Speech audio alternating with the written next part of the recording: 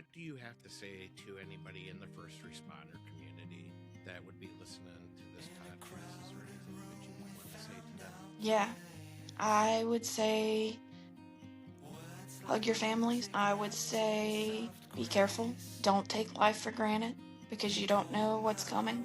But also, if you're in law enforcement, take out those extra insurance policies. Take out AFLAC. Donate to Tunnels to Towers, because if something happens to you, that is what is going to be your family's lifeline. They are going to be the one that making sure your kids go to school tuition free. They are going to help your significant other pay for sports. They are going to make sure that your kids get the therapy that they need. They are going to help your brothers and sisters in blue find the support that they need after your death.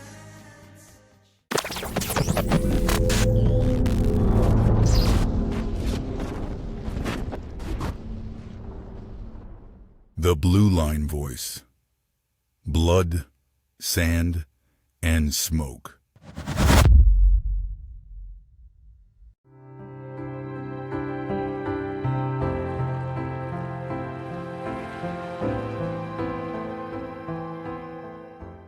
Welcome to the Blue Line Voice, Blood, Sand, and Smoke podcast. I'm your host, Josh Weddell. Today we have a very special guest, Courtney Candies out of Louisiana. She is the wife of Sergeant Grant Candies, St. Tammany Parish Sheriff's Office in Louisiana. Grant was killed in the line of duty on March 23rd, 2025. He was struck while deploying spike strips to stop a high-speed pursuit. Courtney and Grant were married for 14 years, and she is the mother of two. Grant was a 9-year veteran of the St. Tammany Parish Sheriff's Office, and he was also a Marine Corps veteran. And in 2023, he was the Deputy of the Year. Out of her loss, she found it boots on the ground. She's fighting for the Sergeant Grant Candies Officer Safety Act, safer technology so officers don't have to stand in traffic to stop a fleeing car. She's carried that fight to the Louisiana State Legislature. She runs a working farm and is raising her two kids. She's turning the worst night of her life into a mission to protect the ones still on the watch. And now I'd like to introduce Courtney Candies. Courtney, is awesome to have you on the podcast and taking your time today to share what you're doing. We're sorry for your loss, and let's dive into it. Hi, thanks for having me. Let's go back. Tell us how things were prior to March 23rd of 2025. Grant was a sergeant for the sheriff's office. Yeah. So Grant was a go-getter. He led from the front, no matter what his position, Marine, deputy, corporal, sergeant. He was funny. He was committed to his job, but he was also committed to his family above all things. He worked so that we could sustain the life that we wanted for our children. And he was my best friend. This is the difficult part that we'll talk about. March 23rd of 2025, and you get a phone call or a knock at the door. I had went to visit Grant's mother March 22nd, 2025, down in West Wego, which is about 30 minutes, 40 minutes away from where we live. I spent the day with her, but earlier that day, he got up early so that he could spend time with me and the kids. And then after we left, he went back to sleep for night shift. So I go and hang out with his mom, and then I come home and I text him and I said, "Hey, give me a call in a little while." He said, "We're really busy right now." He said, "I'll try to call you in a little while." He said, "I love you and it's all good." I said, "Okay." I woke up in the middle of the night, around midnight. I had a nightmare. And I texted Grant and I said, "Are you okay?" And I never got a response back. And around 2:15, Sergeant Gretchen Sanders, who was a friend of Grant's and a supervisor on another shift, and Major Danny Culpepper were knocking on my door in the middle of the night. And I walked down the hall and I opened the door and I said, "Where is he?" And she said, "He's on the interstate. He didn't make it." And I said, "What happened, Gretchen?" And my knees buckled and I hit the ground. And my dad lives across the field. The major went and got my dad to come over. And she proceeded to tell me that there was a pursuit. My husband's lieutenant, David Mackey, and one of the rookies, Darby, were pursuing a fleeing vehicle that was driving erratically. And once the lights kicked on, the pursuit took off, went down I-12, 10. They were throwing drugs out the window. And at Oak Harbor, the on-ramp to Oak Harbor, Deputy Earl Thomas, who went to college with Grant and I, was staged there with spike strips. They attempted to hit Earl, but Earl rolled down in the ditch and made it out. About 200 yards away, Grant was posed at the on-ramp from Oak Harbor to I-10 with another set of spike strips. They left the left lane, went to the right lane, and intentionally ran him over at 100 miles an hour. And they continued into New Orleans. At some point, they ran into a NOPD unit and they were apprehended. It was 5 17-year-olds, 3 males and 2 females, who had been in a pursuit with Slidell PD, one of our local PDs, 2 weeks prior, the same 5.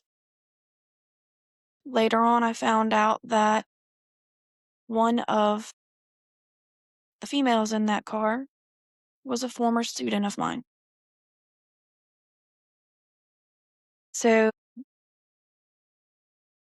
as we progressed that night, I called Grant's mom, and she immediately got in the car and came over here.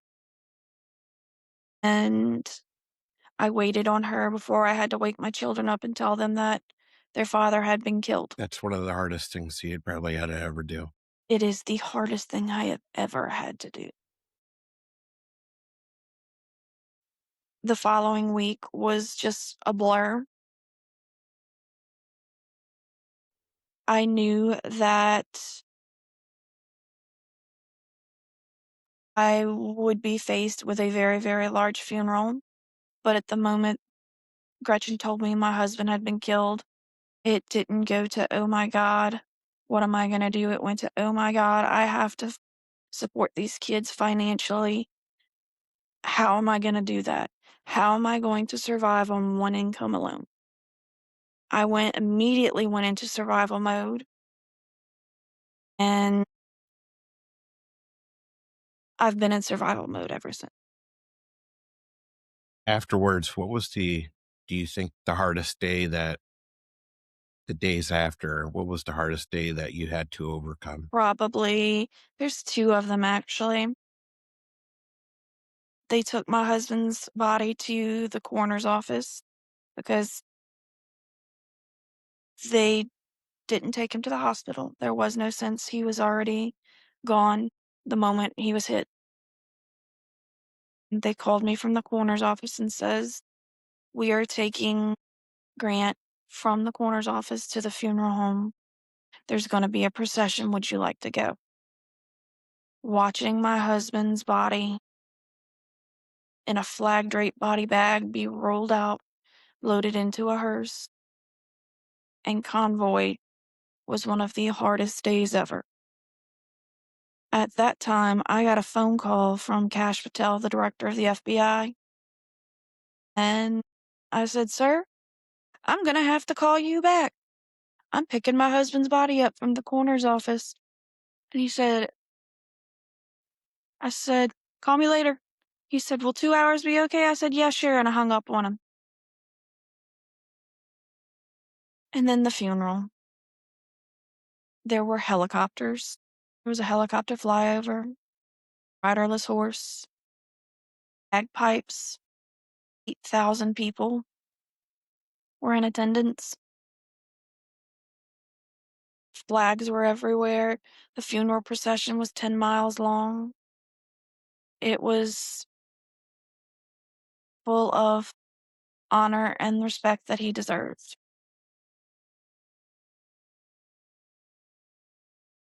To this day, I can't hear bagpipes without having flashbacks. Watching my children mourn the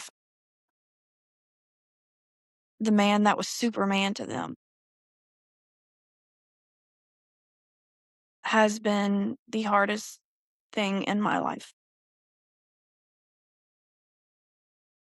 You're still dealing with a lot of grief, but you took that grief and you turned it into fight. Correct. If I needed a mission, to be honest. I needed something to occupy my time. I needed my husband's death not to be an act of senselessness. So I started Boots on the Ground, the Grant Candies Foundation, which is a not-for-profit organization. And we give scholarships to young people who want to go into law enforcement, first responder, any of that field.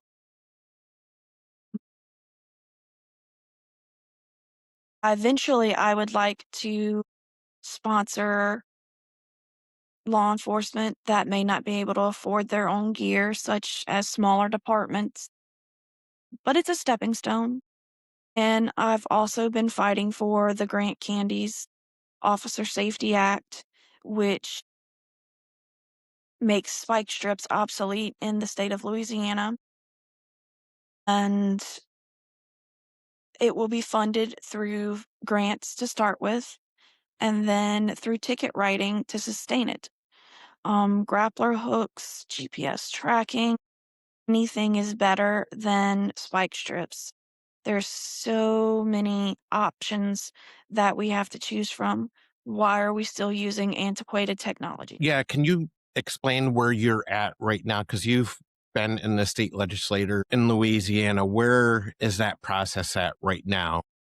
Okay, so Representative and I, Gloriosa, we talked about the bills, and they went to a highway safety committee, and it was approved through the committee without any standing, without any opposition.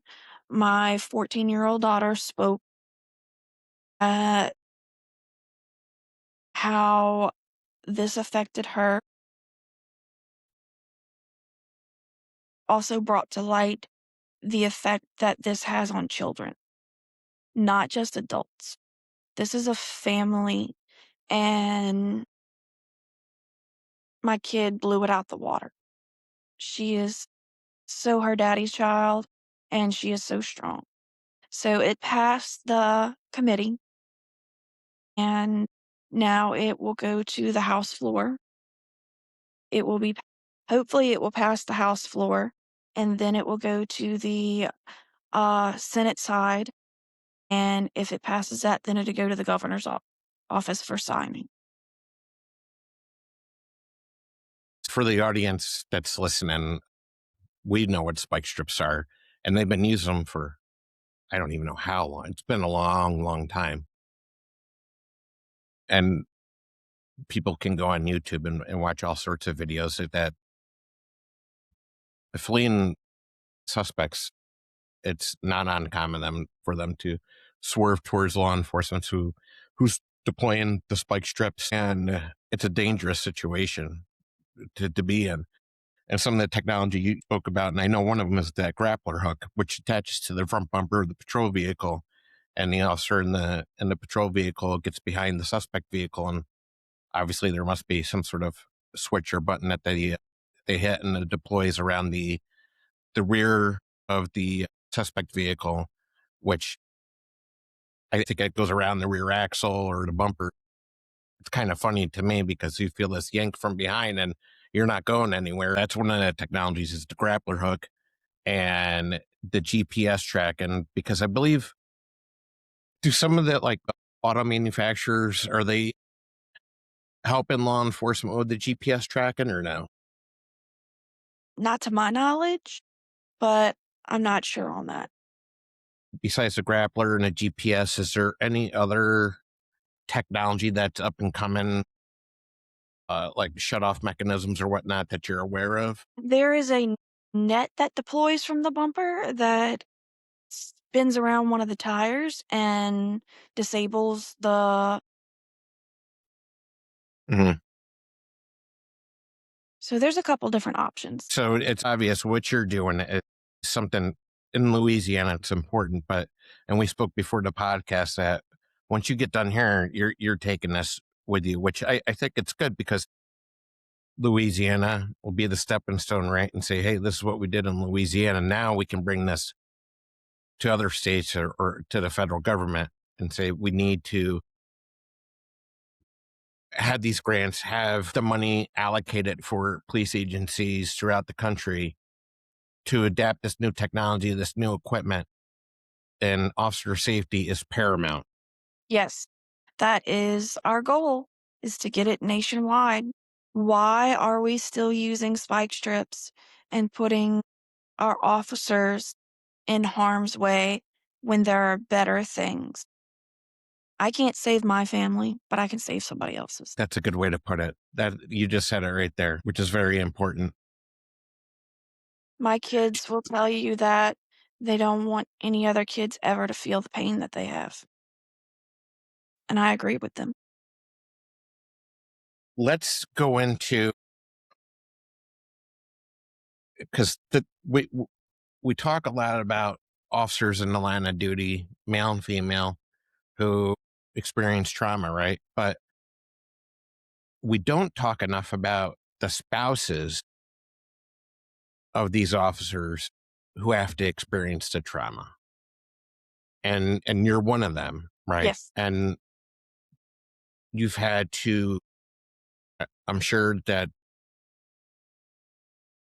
you've had to put yourself in a position to help your children, help yourself to get better, to work through this. And there's resources out there for spouses and families of law enforcement, right? Yes. Most states have the COPS, the COPS organization, Concerns of Police Survivors. They are amazing. They handle National Police Week, and they usually have state chapters with therapy and funding for different things, just depending on what it is.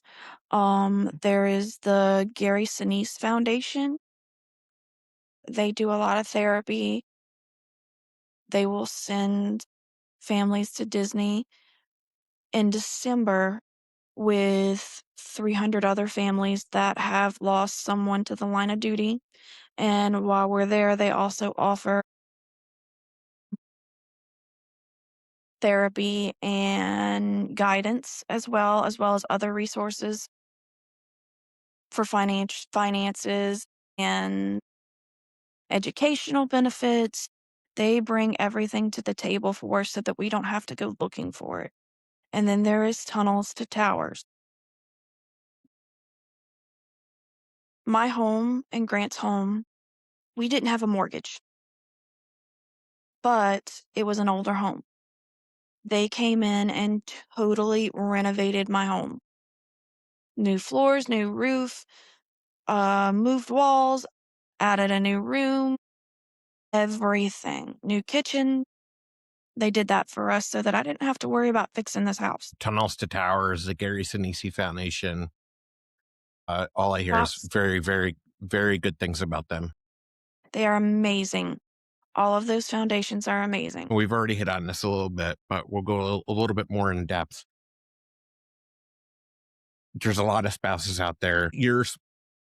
For somebody that's a spouse right now who has a significant other, it's about to go out on shift.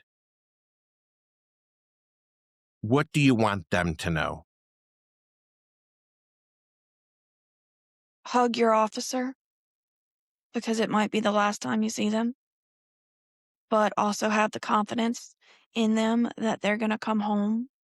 They're going to do everything in their power to come home to you.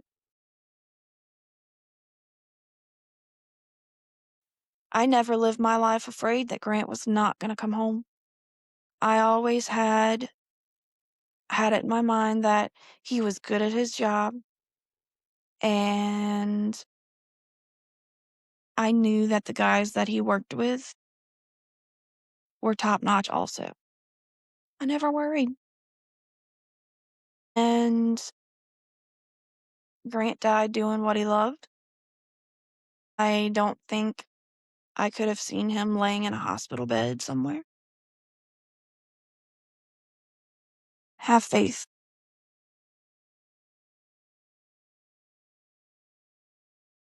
What does the silence in law enforcement families cost? What is that like?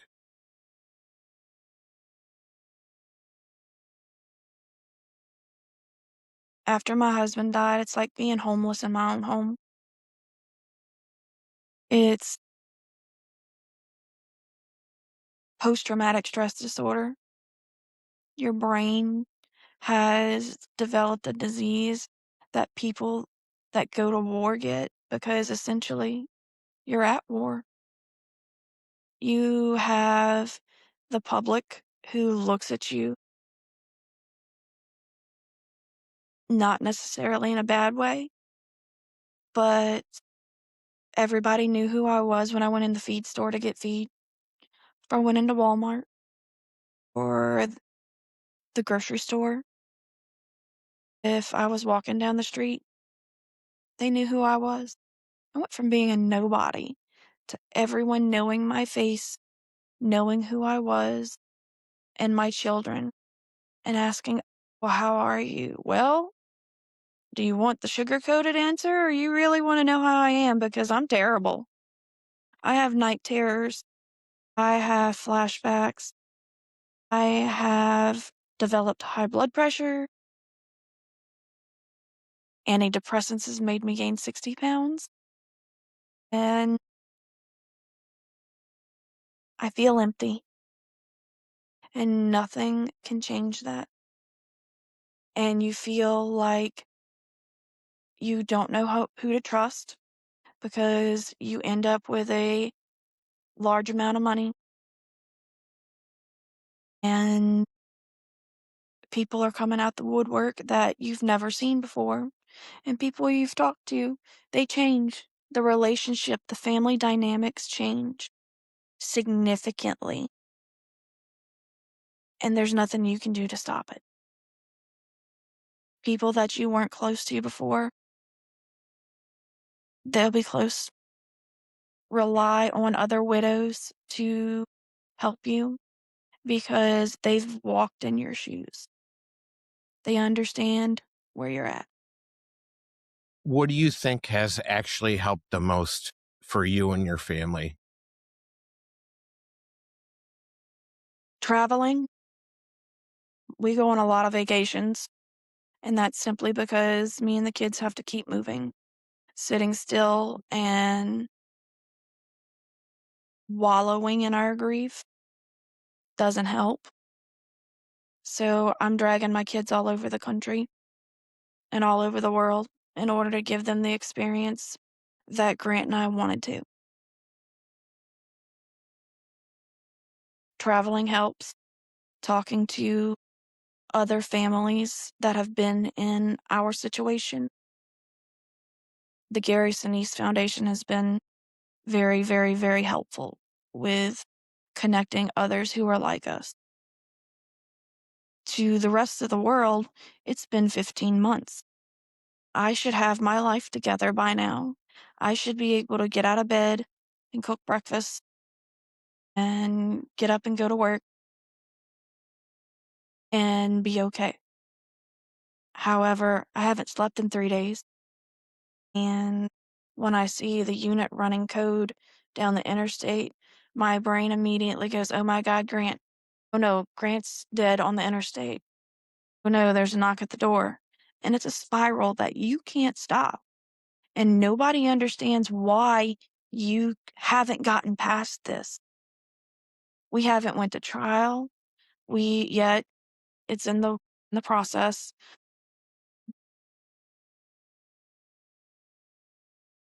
But in the beginning, I was numb. I didn't feel anything. 15 months later, I feel everything.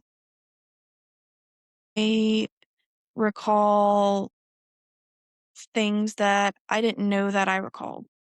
It's like my memories are somewhat coming back, and they're sneaking in there at the very most unopportune moment possible. Fortunately, that's the way it goes most of the time. You had the farm. Has that been somewhat of a coping mechanism? We have chickens, we have bunnies, we have goats, we have cows. The only thing we don't have right now is a pig. But we have 15 acres, and there is always something to do around here. So I'll get up and I'll get on the tractor and I'll bush hog and cut hay, and I can hear my husband saying, "Get off my tractor, woman." He hated when I drove the tractor because I couldn't grade the road to save my life. "Get off my tractor." Well, guess what? You got murdered. I'm on the tractor, buddy. Sorry about your bad luck. The cows, they give my kids a purpose. They go out and feed them and brush them and um tend to them, and it's our way of life. We've always grown our own food, and we've always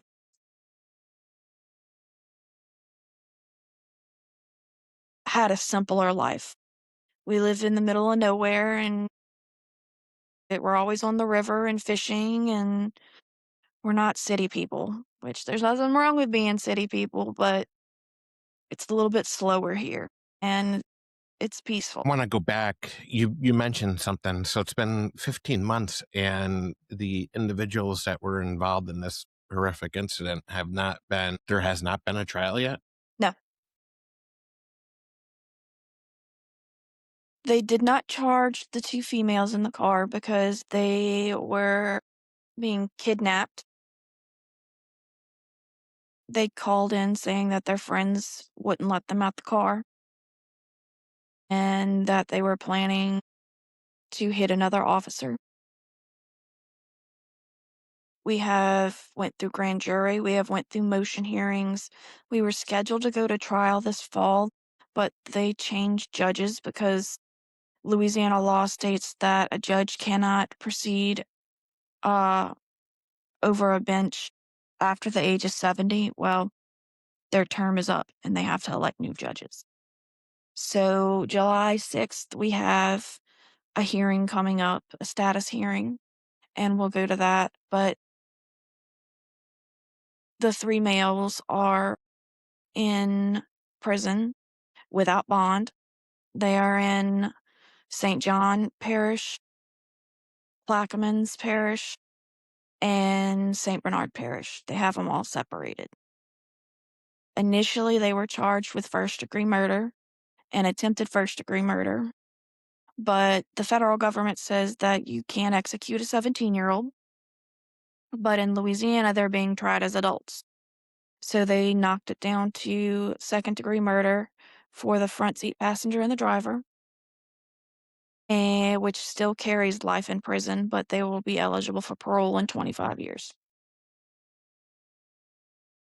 The backseat passenger's charge is manslaughter, which carries a sentence of up to 38 years with a mandatory 85% sentence served for their eligible for parole. So the district attorney's office has been very good at handling this,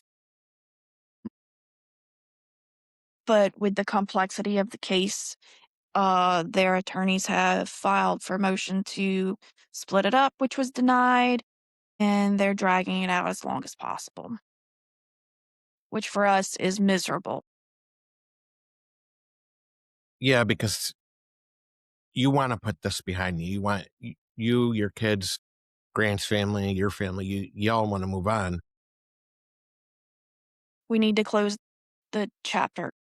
You need to close the chapter, and unfortunately, you still have to go through the trial situation, which is not going to be fun.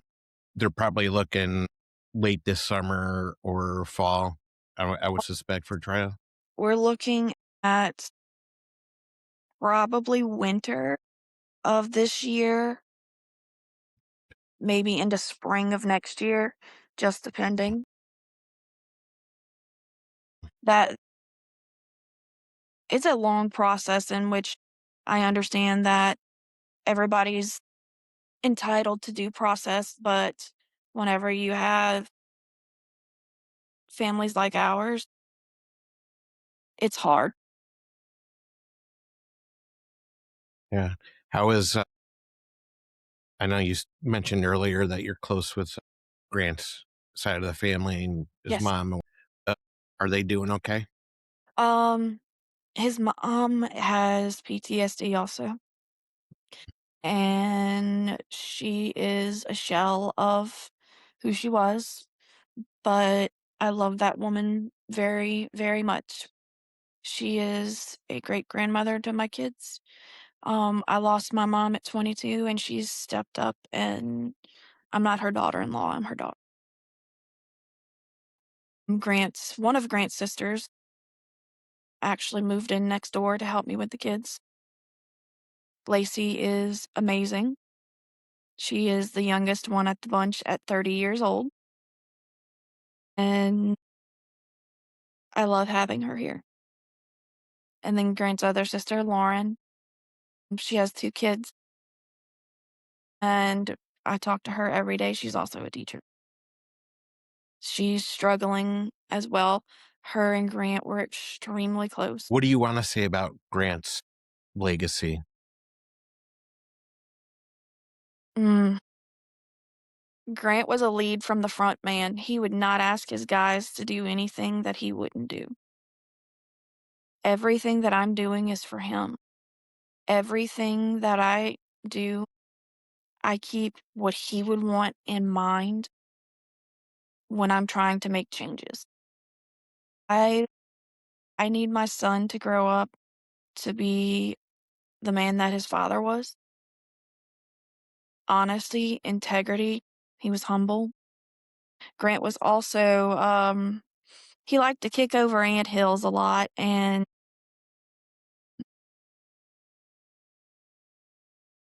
he was always into some kind of business, but he handled his business.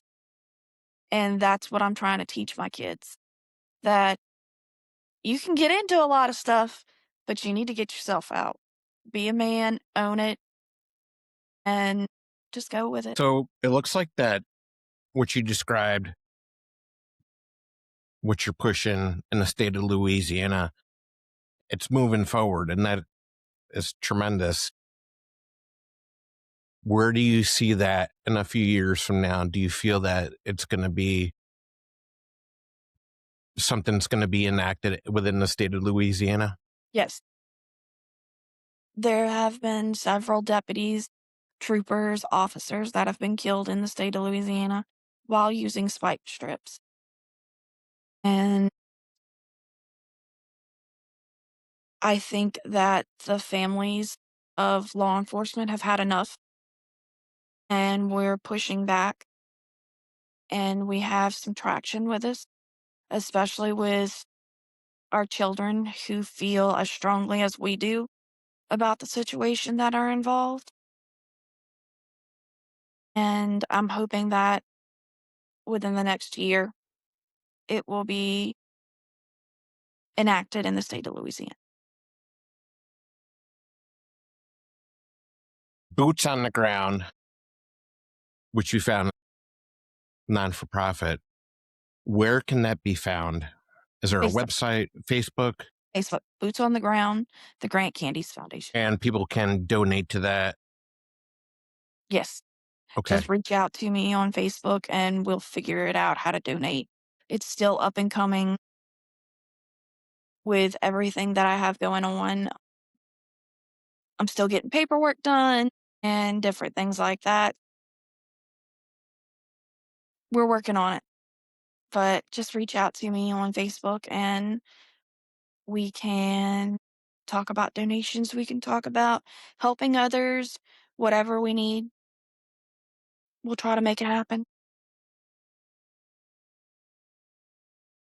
What do you have to say to anybody in the first responder community that would be listening to this podcast? Is there anything that you would want to say to them? Yeah, I would say hug your families. I would say be careful. Don't take life for granted because you don't know what's coming. But also, if you're in law enforcement, take out those extra insurance policies. Take out Aflac. Donate to Tunnels to Towers because if something happens to you, that is what is going to be your family's lifeline. They are going to be the ones that making sure your kids go to school tuition free. They are going to help your significant other pay for sports.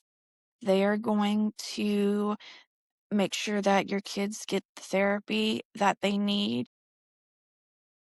They are going to help your brothers and sisters in blue find the support that they need after your death. God forbid that comes. And you've mentioned the organizations that's helped you. And, I see the commercials on TV all the time for Tunnels to Tower and Gary Sinise, but I think they need to know more about them, right? So it's imperative that people know about these organizations, that I they're didn't know there. anything about Tunnels Towers or Gary Sinise Foundation. Couldn't have told you anything about it. I watched a lot of videos with Gary Sinise. He plays the guitar, He does. has the band. Yeah, he's Lieutenant Dan pretty. Band. Yeah, the lieutenant. He seems like a cool cat, and what he's doing with his organization and the Tunnels to Towers Foundation. I do not remember the gentleman who started that organization. I know he lost a family member. Yeah, that's it. And I seen him speak a lot and watch some of his videos. And they're just two great organizations out there. And what was the organization that's been helping you and your family, the COPS organization? Yep. Concerns of Police Survivors. Each state has a state chapter, a local chapter, but then there's the national chapter, which will send survivors to Police Week and will help with the PSOB benefit from the federal government because that takes forever to receive. And if you need help with legalities, they will be there for you. Well, Courtney, it has been a pleasure having you on this morning. Thank you. I know we're in different time zones and you had to get up a little early for this, but I can't thank you enough in sharing your story. I know it's a very hard story to share, and you held your composure. You did an awesome job.